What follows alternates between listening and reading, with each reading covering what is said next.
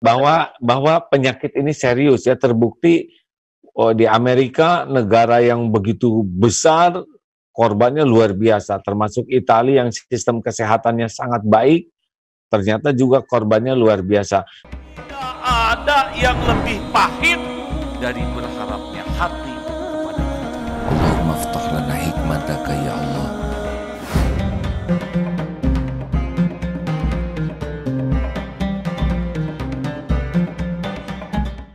Yang mau saya tanyakan kemarin ya, dapat rekaman dan mungkin dokter Daeng juga sudah melihat itu rekaman. Kok sepertinya COVID ini tidak, ya dari video yang beredar kemarin, bahwa ternyata COVID ini tidak segawat yang menurut persepsi beliau. Mungkin masyarakat juga sudah mendapatkan video ini karena judulnya menarik dan penjelasannya juga bisa membuat rada-rada jadi goyah nih.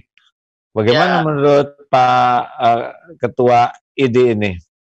Ya memang begini, memang kita ini mungkin perbedaan antara berbicara teori dan kemudian kenyataan penyakit di lapangan. Memang secara teori misalnya dikatakan bahwa kalau penyakit virus ini kemudian bisa sembuh sendiri tanpa pengobatan dengan bantuan imunitas tubuh kita. Ya. Tetapi di lapangan yang terjadi kecepatan virus ini menginfeksi tubuh kita, kemudian menimbulkan sakit, itu beragam ternyata. Ada yang mungkin bisa dikalahkan oleh antibodi kita, tapi terbukti masih sekitar 5-6% saudara-saudara kita itu kalah dengan kecepatan virus. Dan ini faktanya. Oleh karena itu memang tidak bisa kemudian dianggap enteng seperti teori yang kita baca, karena faktanya begitu. Malah perkembangan terakhir nih virus ini menyebabkan proses dalam tubuh ya, itu yang kemudian bisa memicu angka kematian lebih besar. Sekarang lagi disoroti, dikaji betul oleh para ahli tentang virus ini memicu terjadinya penggumpalan dalam darah. Penggumpalan dalam darah ini kalau kena ke jantung, kena ke ginjal, kena ke paru-paru, itu bisa menyebabkan kematian yang fatal.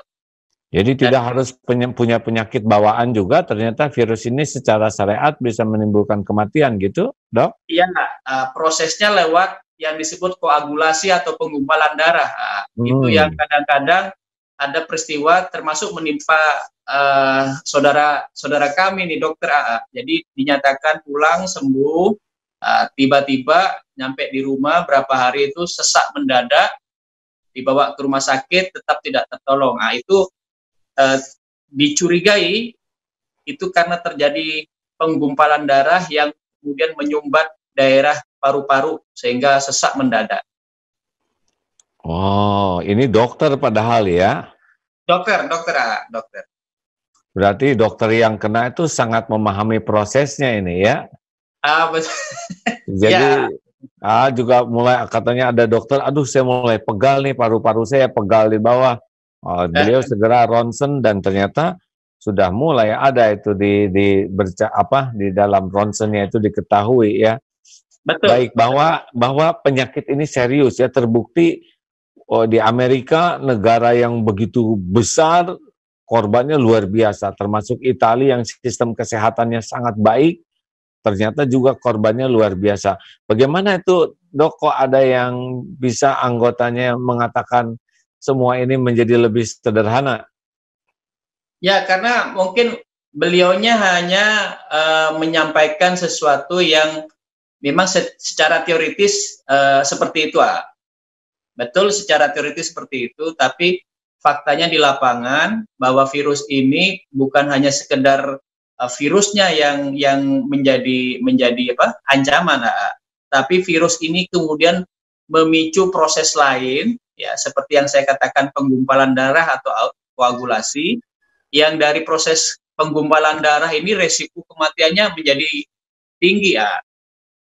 Itu yang sebenarnya fakta yang perlu juga diketahui oleh masyarakat, ya, terutama sebenarnya oleh dokter, petugas kesehatan. Oleh karena itu memang kami sudah meminta ini ke kawan-kawan di Mataram, di NTB, untuk tabayun begitu, klarifikasi ke dokter tersebut, apakah memang menyatakan seperti itu maksudnya, atau ada maksud-maksud yang lain, misalnya supaya masyarakat tidak terlalu panik.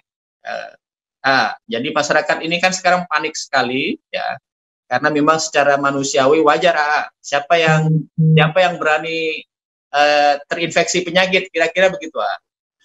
Tapi kalau kita lihat juga masyarakat tidak semuanya stres nih, ada yang pemberani-pemberani itu lihat sekarang sudah new normal kayak itu abnormal. Bagaimana tuh dok? Apa nggak stres para dokter di rumah sakit berjibaku habis-habisan sampai berkorban nyawa, tapi sebagian masyarakat hari-hari aja kita lihat sekarang tuh ya.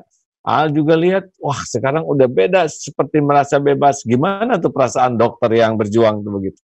Ya. Dan analisanya. Betul lah, kalau stres sih tidak, tapi kami memang paling khawatir, karena kan kalau terjadi pertambahan pasien, maka pasti yang datang ke rumah sakit akan lebih banyak berjumlah. Kita tahu petugas kesehatan atau tenaga medis itu yang paling tahu seberapa kapasitas sebenarnya, kapasitas rumah sakit, tempat tidurnya, alatnya. Jadi beralasan kalau petugas medis itu khawatir, kalau ini peningkatannya banyak, padahal fasilitas tempat tidurnya hanya sekian, ventilatornya hanya sekian, ruangan isolasi sekian, ICU-nya sekian, itu kebayang kalau kemudian kasusnya berlebih gitu, melampaui kapasitas. Itu yang kami takutkan, nanti yang berlebih itu kemudian mau dirawat di mana begitu. Kalau tidak bisa dirawat, kita kan khawatir kemudian yang nggak terawat baik, saudara kita nggak, ya beresiko lah untuk kejadian kematian menjadi lebih tinggi, ya. Itu yang kami secara syariat kematian itu bisa jadi karena tidak bisa mendapatkan pelayanan kesehatan yang tepat dikarenakan kondisi sangat terbatas gitu ya. Kan kita lihat di Amerika Latin tuh sampai mayat tuh bergelimpangan di mana-mana tuh ya. Mungkin itu sudah viral, sedangkan medisnya juga menjadi sudah sangat terbatas dan tidak ada penyakit yang lain sekarang yang diurus selain penyakit COVID ini. Jadi ini memang serius ya menurut para dokter, menurut WHO juga ya, penyakitnya serius gitu ya. Betul lah, betul. Seriusnya lagi karena penyakit ini daya tularnya luar biasa, sehingga dalam waktu yang hampir bersamaan itu infeksinya besar sekali. Ya, bayangin kalau kapasitas rumah sakit kita hanya 10 misalnya. Tetapi kemudian karena yang terinfeksi itu berbarengan, misalnya 20 orang, 30 orang, pasti yang di luar 10 orang nggak terawat dengan baik. Di awal-awal kan juga terjadi seperti itu, meskipun kita tidak mengalami seperti, alhamdulillah nggak mengalami seperti Italia misalnya atau Amerika, tetapi sudah sempat terjadi karena di awal itu penyediaan fasilitas masih bertahap, banyak saudara-saudara kita yang belum bisa langsung masuk ke rumah sakit rujukan, sehingga masih antri di rumah sakit yang bukan rujukan. Dan rumah sakit yang bukan rujukan itu kan fasilitasnya tidak seperti rujukan. Tapi alhamdulillah sekarang sudah berangsur dan sekarang alhamdulillah sudah tertangani semua. Alhamdulillah ya, baik juga untuk fasilitas para dokternya, juga fasilitas untuk pasiennya ya.